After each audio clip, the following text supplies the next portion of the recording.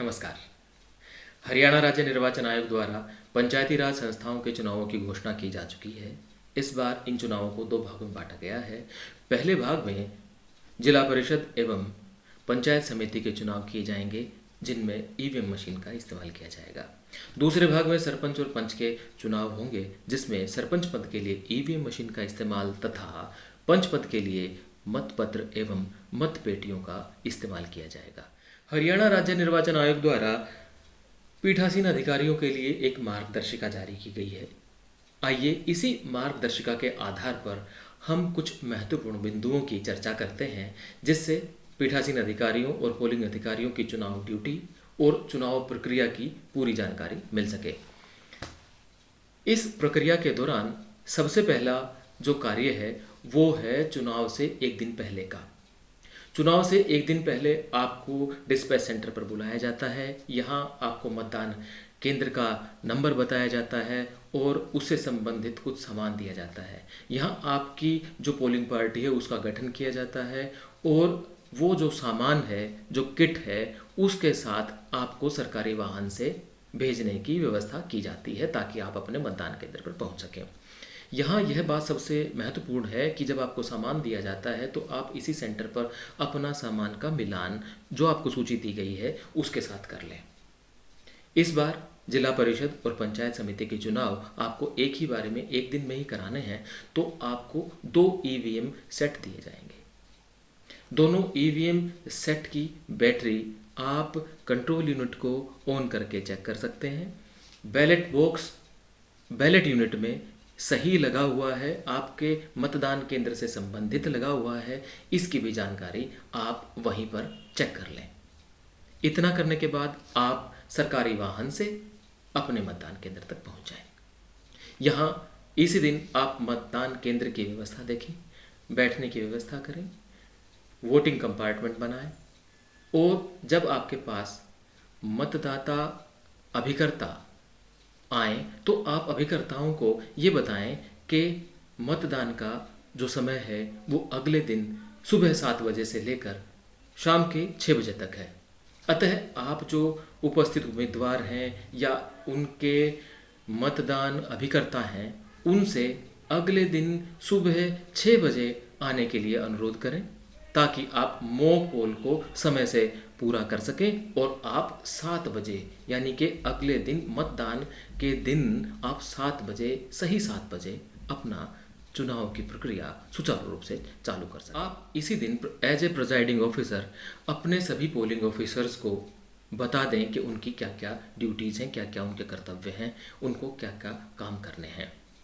जैसा कि आपको पता है कि इस बार एक प्रिजाइडिंग ऑफिसर के साथ 3 पोलिंग ऑफिसर दिए गए हैं। अमूमन ऐसा होता है कि ऑफिसर नंबर 1 होता है वो मार्क कॉपी का इंचार्ज होता है और वही जो है मतदाता की पहचान संबंधित जानकारियां जुटाता है, उसका मिलान मार्क कॉपी के साथ करता है और उसके बाद अगर कोई चैलेंज अभिकर्ता करता है तो उसको या तो एक्सेप्ट करता है और या प्रिजाइडिंग ऑफिसर से इस बारे में बात करता है।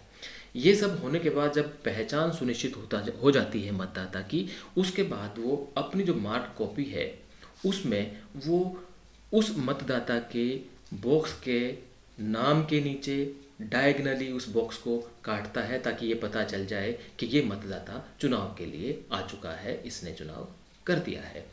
ऐसे में जब पुरुष आते हैं तो ये पूरी लाइन खींचकर उस बॉक्स में, पर्टिकुलर बॉक्स में पूरी लाइन खींची जाती है और अगर मतदाता महिला है तो उस केस में टिक का निशान भी लगाया जाता है। ऐसा इसलिए ज़रूरी है क्योंकि हर 2 घंटे के बाद एज ए प्रिजाइडिंग ऑफिसर आपसे पूछा जाता है कि कितने प्रतिशत पुरुषों ने चुनाव किया, वोट डाला और कितने प्रतिशत महिलाओं ने अपने मत का प्रयोग किया। पोलिंग ऑफिसर नंबर 2 मतदाता रजिस्टर के इंचार्ज होते हैं।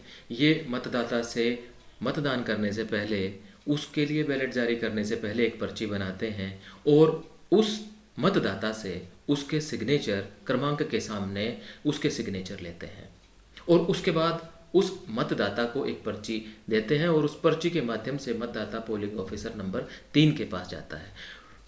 पोलिंग ऑफिसर नंबर 3 उस पर्ची को मतदाता से लेते हैं, उसको चेक करते हैं और जब वो सुनिश्चित हो जाते हैं कि मतदाता मतदान करने के लिए तैयार है, तो वो उस मतदाता के लिए बैलेट का बटन अपनी कंट्रोल यूनिट में दबा देते हैं और मतदाता को बैलेट कंपार्टमेंट में जाने के लिए कहते हैं, मतदान करने के लिए कहते हैं। जैसा कि इस बार 2 मतदान होने हैं, एक मतदाता को जिला परिषद के लिए भी मतदान करना है और पंचायत समिति के लिए भी मतदान करना है। तो ये जो पोलिंग ऑफिसर नंबर 3 है, इनके पास 2 कंट्रोल यूनिट होंगी और उनको 2 बटन दबाने पड़ेंगे और 2 बटन से 2 कंपार्टमेंट में जाके अलग अलग जाके मतदाता अपना चुनाव, जिस भी उम्मीदवार को चुनाव उसने करना है, जिस भी उम्मीदवार को मतदान करना है, उसको मतदान नीला बटन दबा के कर देंगे। प्रिजाइडिंग ऑफिसर इस दौरान अपनी व्यवस्था निभाएंगे। प्रिजाइडिंग ऑफिसर देखेंगे कि बाहर जो चुनाव के बाहर है, लंबी लाइनें कतारें कैसे लगी हुई हैं। प्रिजाइडिंग ऑफिसर ये भी सुनिश्चित करेंगे कि मतदान के दौरान किसी भी अभिकर्ता को मोबाइल इत्यादि अंदर मतदान केंद्र में लाने की अनुमति नहीं है, जैसा कि ये निर्देशिका, ये मार्गदर्शिका कहती है। और मतदान के दौरान आपके सेंटर में पुलिस अधिकारी नहीं आ सकते हैं, इस बात का भी प्रिजाइडिंग ऑफिसर ध्यान रखेंगे। अब बात करते हैं मतदान के दिन की। सुबह की शुरुआत आप मॉक पोल से करते हैं। मॉक पोल का समय 6 बजे से 7 बजे के बीच में रहेगा। इस बार आपको ये ध्यान रखना है कि आपको दोनों ईवीएम सेट पे जिला परिषद और पंचायत समिति दोनों की अलग अलग ईवीएम है और दोनों पर ही आपको मॉक पोल करना है। मॉक पोल संबंधी एक वीडियो हमने और बनाया है जिसमें हमने आपको पूरी जानकारी दी है। मॉक पोल करते हुए आप ये सुनिश्चित करें कि कम से कम 1 वोट प्रत्येक उम्मीदवार, प्रत्येक प्रत्याशी को मिले ताकि उसकी बटन की जांच हो सके। यहाँ ये भी ध्यान रखना है कि जब आप मॉक पोल पूरा करा दें तो सीआरसी प्रोसेस करना ना भूलें, यानी कि सबसे पहले आपको क्लोज करना है, फिर रिजल्ट देखना है और फिर क्लियर करना है। जब ये मशीन क्लियर हो जाएगी, मतदान जो मॉक पोल के दौरान हुआ था वो 0 हो जाएगा। उसके बाद ही आप बैलेट यूनिट को कंट्रोल यूनिट से अलग करेंगे। अलग करने के बाद आप सीयू को, कंट्रोल यूनिट को ऑफ करेंगे। ऑफ करने के बाद आप जो है सीलिंग की प्रक्रिया करेंगे। सीलिंग की प्रक्रिया हमने आपको दूसरे वीडियो में समझा रखी है। अब बात करते हैं कि अगर मॉक पोल के दौरान आपकी मशीन मिसबिहेव करती है या वो खराब दिखती है या वो ऑन नहीं होती है या उसके अंदर कोई एरर मैसेज डिस्प्ले होता है, तो ऐसे वाक़यात में आप अपने सेक्टर ऑफिसर को इन्फॉर्म करेंगे। उनके पास एक्स्ट्रा मशीन होती हैं, वो आपको आपकी ईवीएम जो भी ख़राब हुई है उसकी बीयू और सीयू दोनों ही आपको चेंज करके दे देंगे। फिर से जो आपको मशीन मिली है, नई मशीन मिली है, बदले में मिली है, उसके ऊपर मॉक पोल कराते हैं, वो सही होती है। आप उसके ऊपर अब वास्तविक पोल के लिए सीलिंग करते हैं और उस पर चुनाव प्रक्रिया शुरू करते हैं। अब आपने चुनाव 7 बजे शुरू कर दिया है। शुरू करने के बाद लोग बाहर जो हैं कतार में लगे हुए हैं। महिलाओं की अलग कतार है और पुरुषों की अलग कतार है। अब इसके बाद सबसे पहले प्रक्रिया शुरू हो जाती है कि मतदाता सबसे पहले पोलिंग ऑफिसर नंबर 1 के पास आते हैं। वो उनको अपनी एपिक फ़ोटो आईडी दिखाते हैं। इस बार 15 और ऐसे दस्तावेज बताए गए हैं जिनके आधार पर आप मतदाता की पहचान सुनिश्चित कर सकते हैं। इसके बाद जो है पोलिंग ऑफिसर नंबर 1 है, वो मतदाता का नाम जो है अपनी मतदाता सूची में से काटते हैं। वो अगर महिला है तो उसको टिक लगाते हैं और उसको पोलिंग ऑफिसर नंबर 2 के पास भेज देते हैं। पोलिंग ऑफिसर नंबर 2 मतदाता की स्लिप जारी करते हैं और मतदाता रजिस्टर में मतदाता के सिग्नेचर या अंगूठे का निशान लेते हैं, क्रमांक नंबर लिखते हैं जो कि मतदाता सूची में है। इसके बाद वो मतदाता पर्ची उनको जारी कर देते हैं और पोलिंग ऑफिसर नंबर 3 के पास भेज देते हैं। पोलिंग ऑफिसर नंबर 3 मतदाता से पर्ची लेते हैं और उन्हें बैलेट कंपार्टमेंट में जाने के लिए कहते हैं। इसी दौरान वो एक बैलेट का बटन दबा देते हैं जिससे कि बैलेट मशीन बीयू जो है, जो कंपार्टमेंट में रखी है, वहाँ पर वो तैयार हो जाती है 1 वोट एक्सेप्ट करने के लिए। मतदाता अपना वोट डालते हैं और ये प्रक्रिया पूरी हो जाती है। यहाँ ये ध्यान रखना है कि आपको इस बार, क्योंकि 2 पदों के लिए चुनाव हो रहा है, जिला परिषद और पंचायत समिति, आपके पास 2 BU हैं, तो आपको प्रत्येक दोनों BU से एक एक बैलेट की कमांड जारी करनी है, ताकि मतदाता जिला परिषद के उम्मीदवारों को भी चुन सके और पंचायत समिति के उम्मीदवारों को भी चुन सके। अब ये प्रक्रिया आपकी निर्बाध रूप से शाम के 6 बजे तक चलती रहती है। अब हम बीच में ये बात करेंगे कि कौन कौन सी ऐसी परिस्थितियां हैं जिसमें कुछ बाधाएं आ सकती हैं। सबसे पहले तो ये बाधा आ सकती है कि आपकी EVM चलते चलते खराब हो जाती है, वोट एक्सेप्ट नहीं करती है। तो ऐसे में आपको सेक्टर ऑफिसर को इन्फॉर्म करना है। वो इन्फॉर्मेशन के आधार पर आपको एक नई मशीन देंगे। इस मशीन पर भी आपको मॉक पोल करना होगा, कम से कम 1 वोट प्रत्येक प्रत्याशी को देना होगा, और उसके बाद उसको वैसे ही सील करना होगा, और सील करने के बाद उस मशीन पे भी आपको सुचारू रूप से मतदान शुरू कराना होगा। अगली बात जो आ सकती है वो ये आ सकती है कि कोई निवेदित मतपत्र के लिए केस आ जाए। कोई मतदाता आपको कहे कि मैं मतदान करने के लिए आया हूं, लेकिन आपको आपकी मतदाता सूची से पता लगे कि इसका तो पहले से ही मतदान हो चुका है। ऐसी स्थिति, क्योंकि हरियाणा में सभी के पास मतदाता एपिक कार्ड है, सभी के पास आधार कार्ड है, पैन कार्ड है, तो ऐसी स्थिति अब आने की संभावना बहुत ही नगण्य है। लेकिन फिर भी अगर ऐसा होता है तो उसकी तैयारियां हमें कर लेनी चाहिए।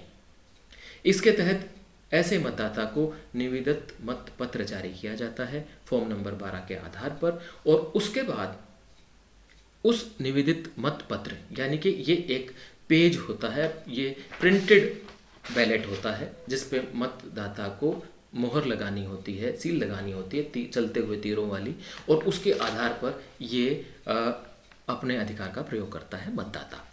अब ये जो निवेदित पत्र आपने जारी किया है, इसके लिए एक अलग से लिफाफा है, उसके अंदर आपको सारे निवेदित पत्र रखने होते हैं। यहाँ ये ध्यान में रखना है कि निवेदित पत्रों की गणना काउंटिंग में पेज नंबर 32 के अनुसार, ये पेज नंबर, इस मार्गदर्शिका का पेज नंबर 32 है, इसके अनुसार निवेदित मतपत्रों की गणना नहीं की जाएगी। ये बात इसमें लिखी हुई है, इसके आधार पर आप इसके बारे में निर्णय ले सकते हैं। और इसके बाद अगली चैलेंज वोट की एक बात आ सकती है। चैलेंज वोट वो वोट होते हैं जिसमें पहचान जो है, अभिकर्ता पहचानने से इनकार कर देता है कि ये व्यक्ति वो व्यक्ति नहीं है, ये व्यक्ति वो वाला मतदाता नहीं है जिसका के इस सूची में नाम दर्ज है। इसकी अलग से व्यवस्था है। 5 रुपये की एक रसीद अभिकर्ता कटवा सकता है और प्रिजाइडिंग ऑफिसर को उसकी जो है पहचान सुनिश्चित करने के लिए कह सकता है। पहचान अगर सुनिश्चित हो जाती है तो ये 5 रुपये फॉरफिट हो जाते हैं और मतदाता को मतदान करने का अधिकार दे दिया जाता है। लेकिन अगर अभिकर्ता ने जो चैलेंज किया है वही सही मिलता है तो इस व्यक्ति के खिलाफ पुलिसिया कार्रवाई की जाती है, जिसके लिए आपको एक प्रपत्र, एक प्रारूप दिया गया है उसके तहत।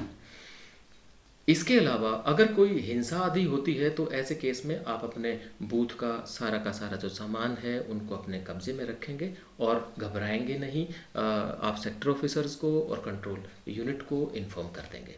जब मतदान केंद्र पर चुनाव सुचारू रूप से चल रहा होता है तो उस समय प्रिजाइडिंग ऑफिसर को चाहिए कि वो अपने सभी प्रारूप जो भी उनको भरने के लिए दिए गए हैं, जो भी लिफाफे दिए गए हैं, वो उनके ऊपर ज़रूरी जानकारियाँ लिखते रहें, जैसे कि ग्राम पंचायत का नाम और पंच से रिलेटेड उसमें कौन सा वार्ड है आदि आदि। तो ये वाली अगर जानकारी आप भर लेंगे तो आपको जब मतदान समाप्त हो जाएगा तो उस समय आपका कम समय लगेगा और आप जल्दी ये सारे काम करके फ्री हो जाएंगे।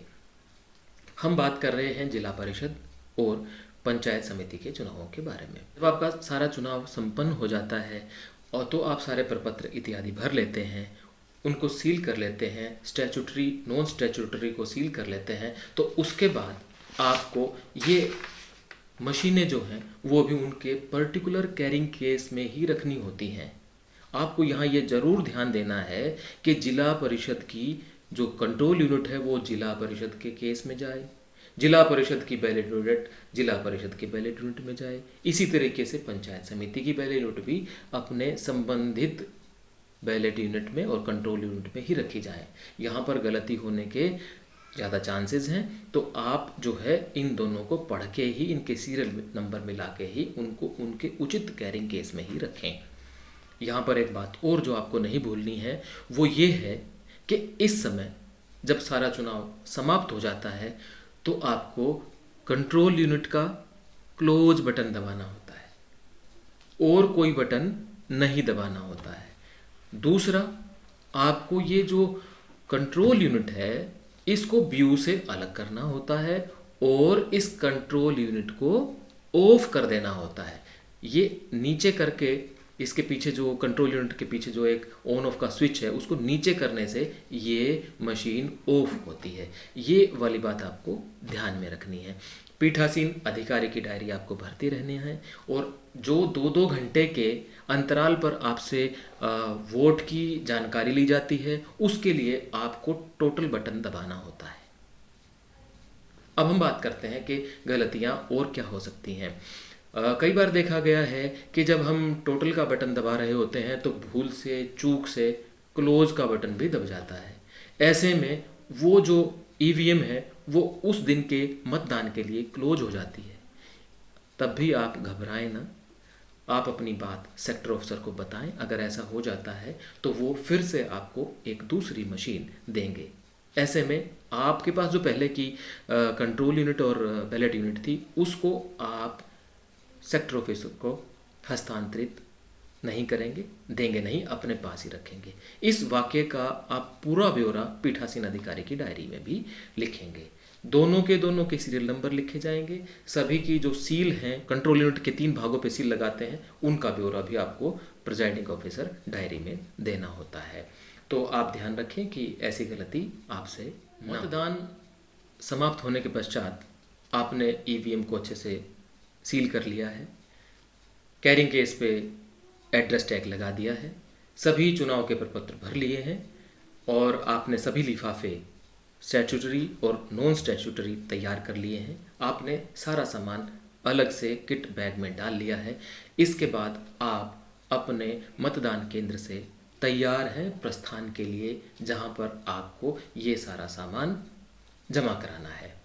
इस बार जहां आपको जमा कराना है और जहां से आपने लिया था वो लगभग एक ही जगह है। आपको उसी स्थान पर आपका जो सरकारी वाहन है लेके जाएगा। यहाँ पर आपको ये बात ध्यान में रखनी है कि आपको अधिकृत अधिकारी से आप रसीद जरूर लें और उसके बाद ही आप अपने घर को प्रस्थान करें।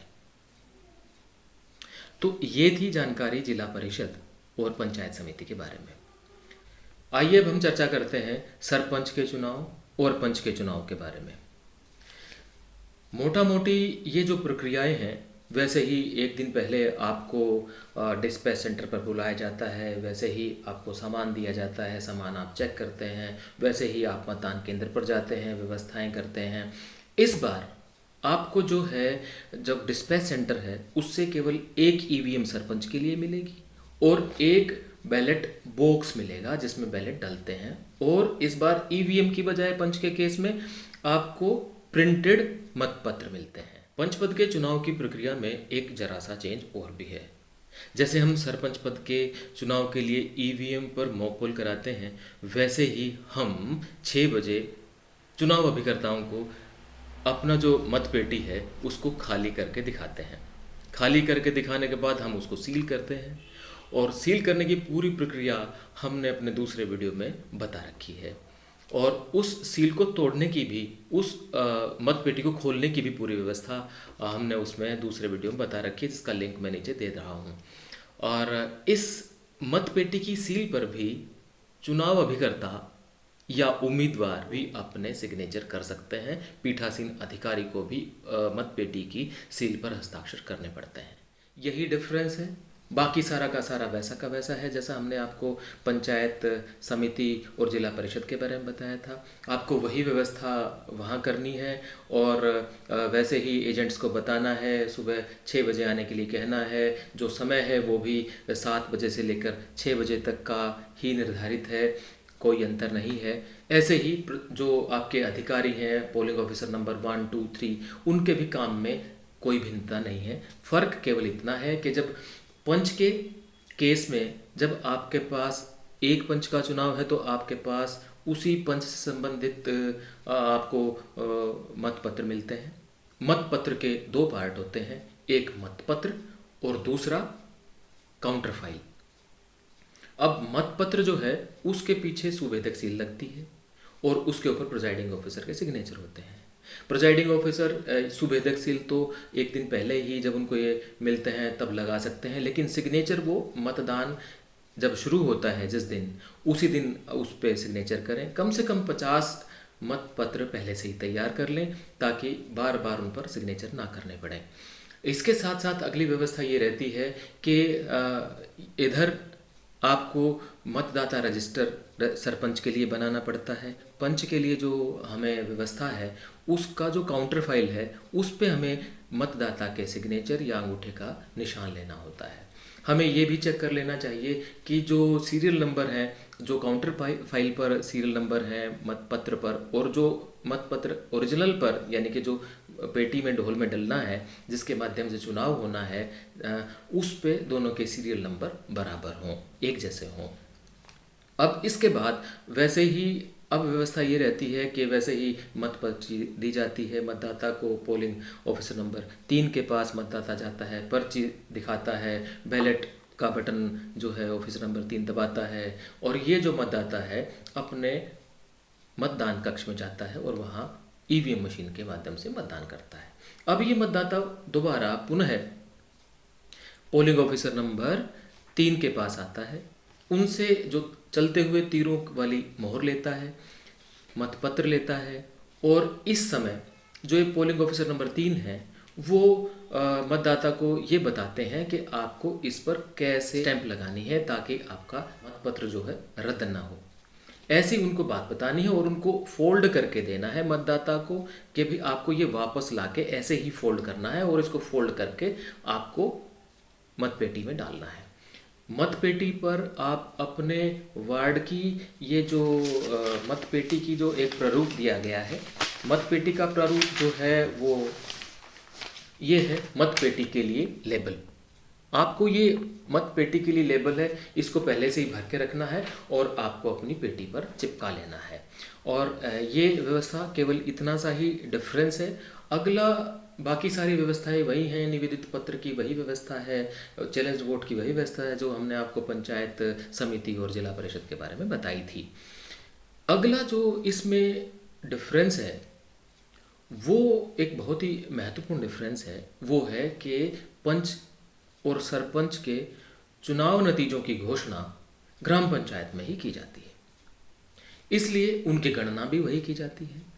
जब उनकी गणना की जाती है मतपत्रों की या ईवीएम मशीन से वोटों की गिनती की जाती है तो जो पोलिंग ऑफिसर हैं वो गणना सहायक हो जाते हैं और प्रिजाइडिंग ऑफिसर जो हैं वो रिटर्निंग ऑफिसर की भूमिका निभाते हैं।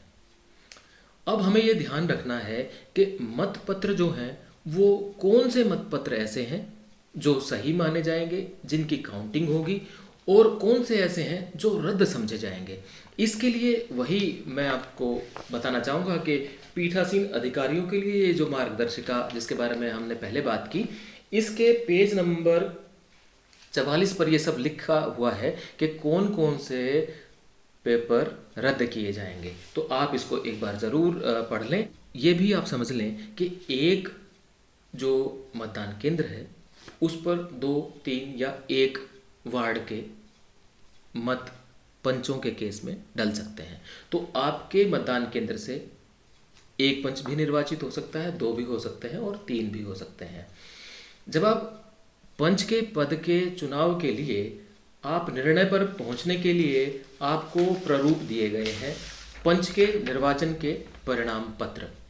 पंच के लिए आपको ये प्रारूप नंबर 14 भरना होता है और इसी के आधार पर आपको प्रारूप नंबर 18 जो है उसमें वो फाइनल रिजल्ट होता है। 18 नंबर वो आपको डिक्लेरेशन होती है, उस पर भी आपके सिग्नेचर होते हैं, उसको भी आप सावधानी से भरें, 2 बार सोचकर भरें, कोई गलती ना हो।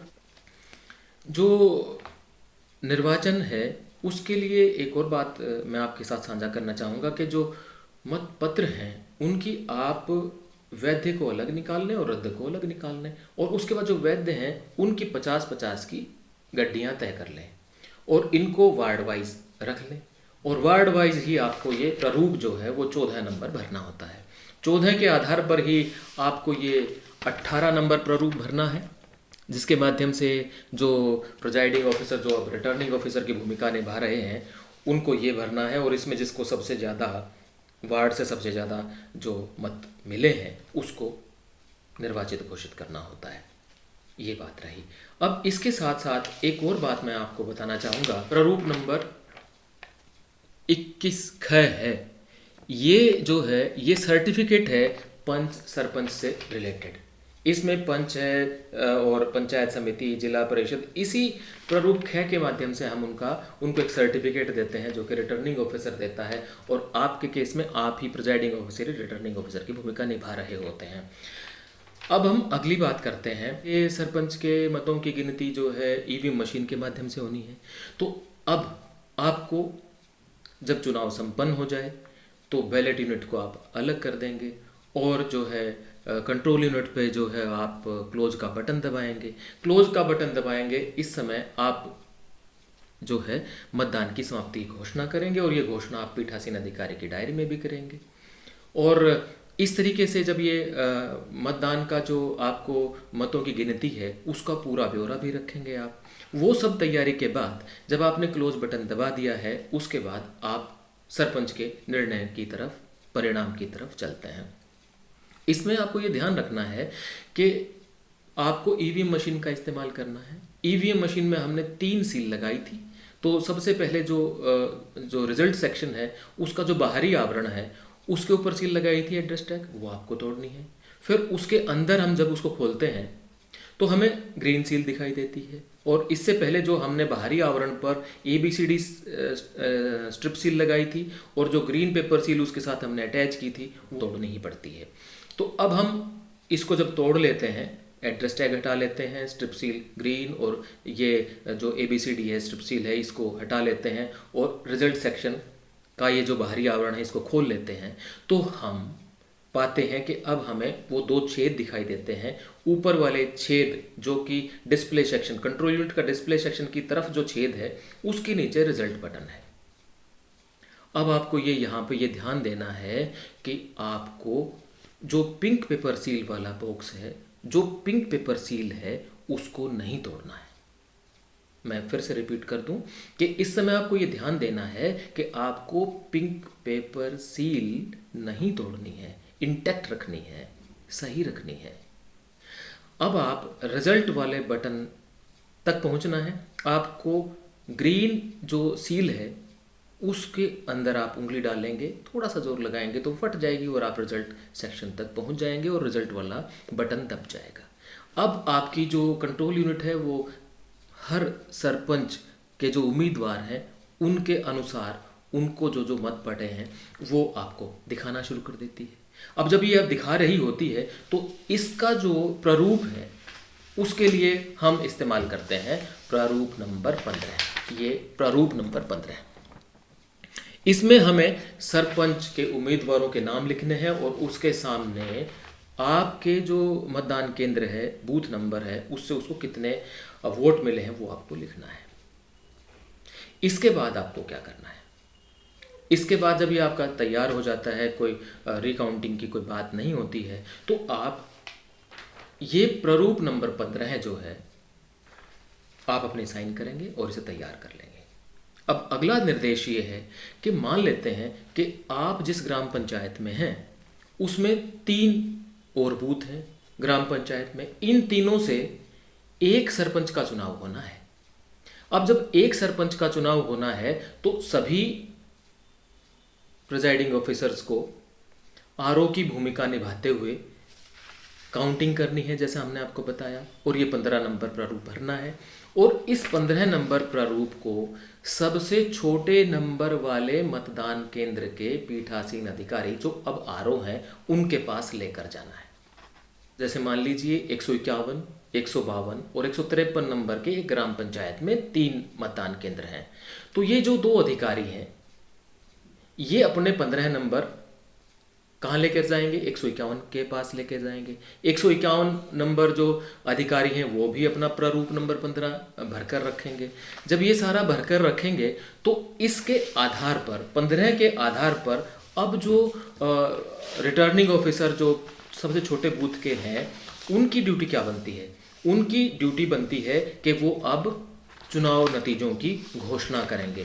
इसके लिए सरपंच के चुनाव के नतीजों की घोषणा के लिए प्रारूप 19 दिया गया है, प्रारूप नंबर 19 इसको भरा जाएगा और इसमें से हमें पता लगेगा कि किस उम्मीदवार को सबसे ज़्यादा वोट मिले हैं। उसी उम्मीदवार को विजयी घोषित करेंगे और उस उम्मीदवार को सर्टिफिकेट दिया जाएगा। उसके बाद आप कंट्रोल यूनिट और बैलेट यूनिट को जो सरपंच के चुनाव के लिए इस्तेमाल की गई थी उनको उनके कैरिंग केस में रखते हैं और ये जो सारा सामान है स्टैट्यूटरी और नो स्टैट्यूटरी इसको वैसे ही तैयार करते हैं, अपनी किट तैयार करते हैं और सारा सामान लेकर आप फिर से उसी डिस्पैच सेंटर पर जो अब कलेक्शन सेंटर है उस पर आप सारा सामान देते हैं, अपनी रिसिप्ट लेते हैं अधिकृत अधिकारी से और आप अपने घरों